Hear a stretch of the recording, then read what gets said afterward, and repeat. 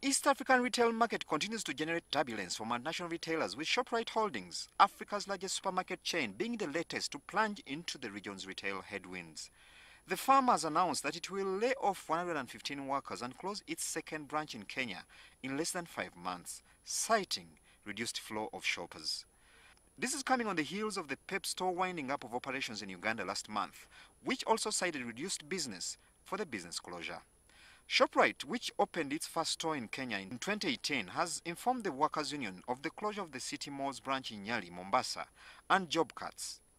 The retailer, which is retreating in countries outside South Africa, in April closed its Nairobi Karen branch, shedding 104 jobs.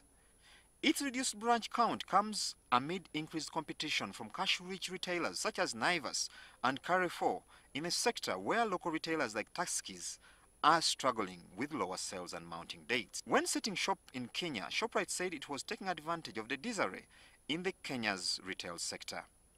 Two of Kenya's 3 top retailers, Uchumi and Nakumatt, were in trouble, with the former having closed stores in Kenya.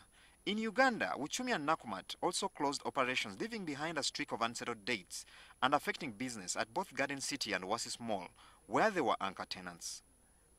Shoprite, 17% owned by retail tycoon Crystal Weizy, has grown from 8 supermarkets in 1979 to a no-frills mass-market grocer with operations in 15 African countries, including 2 stores in Uganda.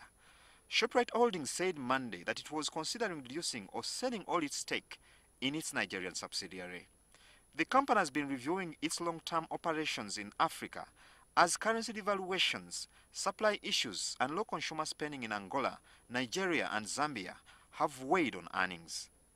Shoprite, which owns more than 2,800 outlets across Africa, said in a trading update that it was pursuing the sale after reviewing its operations model and receiving approaches from various investors.